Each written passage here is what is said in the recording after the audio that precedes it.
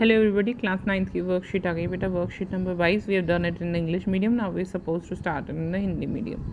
आज हम पढ़ने वाले हैं कोशिका अंगक। हम लोग पढ़ चुके हैं जीवन की मौलिक इकाई और कार्यात्मक इकाई जिसे हम कोशिका कहते हैं। वह बहुत तरीके के छोटे छोटे अंगों से बनी होती है और जो हर अंग है, हर हिस्सा है उस कोशिका का, वो किसी काम के लिए स्पेशलाइज्ड होता है, किसी एक काम के लिए बनाया गया होता है।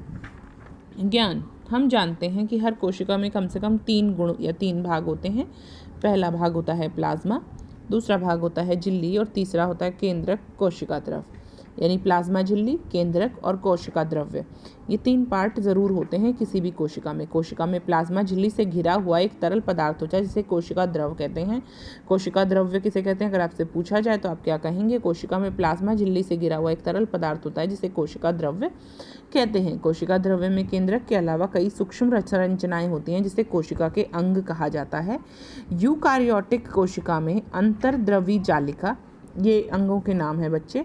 अंतर्द्रवी जालिका, गोल्जी उपकरण, लाइजोसोम, प्लास्टिड, रसधानी, माइटोकॉन्ड्रिया मुख्य कोशिका अंगक होते हैं। ये सब कोशिका अंगक हैं जो प्लाज्मा झिल्ली के अंदर पाए जाते हैं। प्रत्येक कोशिका अंगक में एक विशिष्ट जैविक क्रिया होती है। इस बात को समझिएगा, प्रत्येक कोशिका अंगक में एक जैविक क्रिया होती है, जैसे ऊर्जा, प्रोटीन, लिपिड का निर्माण, भंडारण, अपशिष्ट निपटान इत्यादि। कोशिका द्रव्य और केंद्रक दोनों मिलकर जीव द्रव्य कहलाते हैं। अगर कोई आपसे पूछे जीव द्रव्य क्या होता है, कोशिका द्रव्य और केंद्रक दोनों को अगर आप मिला देंगे, कोशिका द्रव्य जमा केंद्रक बराबर है जीव द्रव्य। चलिए आगे चलते हैं। उपापचयी प्रक्रियाएं क्या होती हैं? उपापचयी क्रियाएं क्या होती हैं? उपापचयी क्रियाएं ऐसी क्रियाएं होती हैं जीवों में जैविक क्रियाओं को करने में कोशिका में विभिन्न प्रकार की रासायनिक क्रियाएं होती हैं, जिनमें या तो कोई पदार्थ बनता है जैसे प्रोटीन बनता है, या विघटित होता है या टूटता है जैसे कि ग्लूकोज से ऊर्जा का निर्माण होता है। कोशिका में होने वाली सभी रासायनिक क्रियाएं उपापचयी क्रियाएं कहलाती हैं। ऐसी क्रियाओं को हम कहते हैं उपापचयी क्रियाएं। अगर कोई आपसे पूछे उपापचयी क्रियाएं क्या होती हैं, कोशिका में होने वाली विभिन्न रासायनिक क्रियाएं जिनमें किसी चीज़ का निर्माण होता है या किसी चीज़ का विघटन होता है, इन सारी रासायनिक क्रियाओं को उपापचयी क्रियाएं कहते हैं। चलिए आगे चलते हैं। ये एक चित्र आपको बनाना है, बहुत ही सुंदर तरीके से दिखाया गया है। यहाँ पर पादप कोशिका और जंतु कोशिका, ये आपको बनाना है चित्र बहुत अच्छी तरह, और बहुत कलरफुल भी बनाना है और बहुत ध्यान से भी बनाना है, क्योंकि ये चित्र आपसे एग्जाम में पूछे जाते हैं। अब हम चलते हैं प्रश्न उत्तर की तरफ, क्योंकि जो बाकी सवाल मैं बताने वाली थी वो आपको प्रश्न उत्तर की मदद से मैं बता पाऊंगी। पहला है, पादप और जंतु कोशिका का चित्र बनाकर सभी कोशिकांगों के नाम लिखिए। आपको कोशिका दिख गई हैं, कोशिकांगों के नाम, और यहाँ पर है पादप और जंतु कोशिका में अंतर। अब ये दोनों सवाल हम एक साथ करने वाले हैं। सबसे पहले हम लोग कोशिका अंग देखने वाले हैं। सबसे पहले आप देखिए जीव कोशिका, इस वाली कोशिका पर चलते हैं।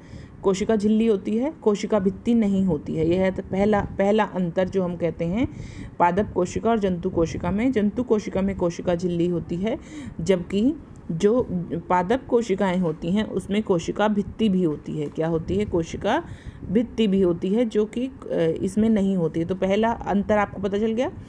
कोशिका भित्ति होती है किसमें? पादप कोशिकाओं में, जो कि जंतु कोशिकाओं में नहीं होती। अगला सवाल, आगे चलिए।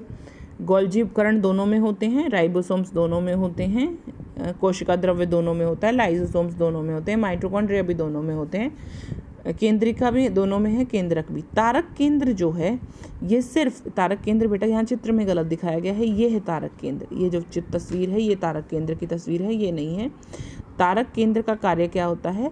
जब भी कोई विभाजन होता है जंतु कोशिका में जब भी कोई विभाजन होता है तो वो तारक केंद्र की मदद से होता है, और तारक केंद्र इस वाली कोशिका में यानी पादप कोशिका में नहीं होता है।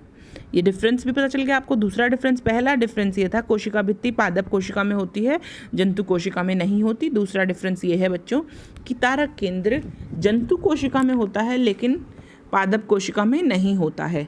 और तारक केंद्र का मकसद क्या होता है होने का? तारक केंद्र एक ऐसा कोशिकांग है जो कोशिका विभाजन में सक्रिय होता है, कोशिका विभाजन में महत्वपूर्ण भूमिका निभाता है।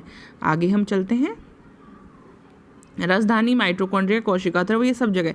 एक और यहाँ पर डिफरेंस देखिए, यहाँ पर प्लास्टिड या हरित लवक जिसको हम कहते हैं, ये सिर्फ पादप कोशिका में होता है। कोशिका भित्ति और प्लास्टिड ये सिर्फ क्या होते हैं, पादप कोशिका में पाए जाते हैं। क्योंकि प्लास्टिड या क्लोरोप्लास्ट की ज़रूरत किस लिए होती है, खाना बनाने के लिए, सूर्य की एनर्जी, सूर्य की रोशनी को पकड़ने के लिए और खाना बनाने के लिए। इसलिए जंतु कोशिका में प्लास्टिड या हरित लवक नहीं पाया जाता है, लेकिन पादप कोशिका में पाया जाता है, जंतु कोशिका में नहीं पाया जाता है। उसके अलावा यहाँ पर एक बहुत बड़ा डिफरेंस आपको पिक्चर में, तस्वीर में, डायग्राम में दिखाई दे रहा होगा, ये है वैक्यूल, खाली जगह।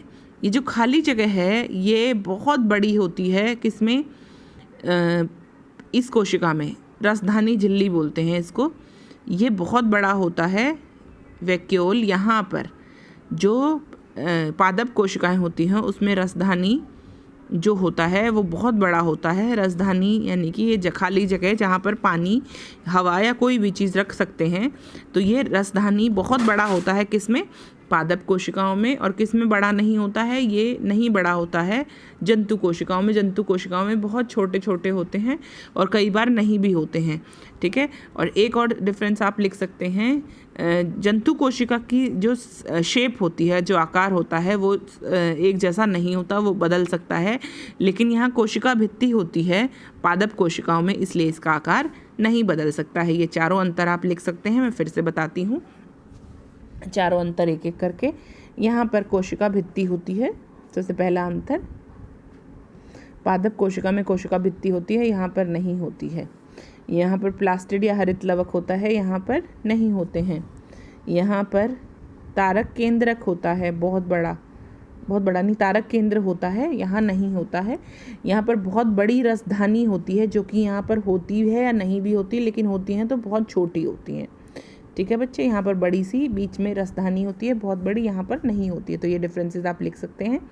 डायग्राम आप बहुत ध्यान से बनाने वाले हैं, बहुत सारी चीज़ें हैं। ये सारे जो कोशिकांग हैं इसको हम पढ़ने वाले हैं अगली वर्कशीट कार्यपत्रक जो आएंगे, कि कौन सा क्या काम करता है, इसके बारे में हम जानेंगे और अच्छी तरह पढ़ेंगे।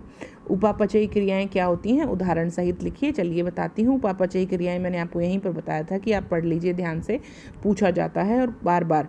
जीवों में जैविक क्रियाओं को कार्य करने के लिए कोशिका में विभिन्न प्रकार की क्रियाएं होती हैं, या तो पदार्थ बनता है या विघटित होता है।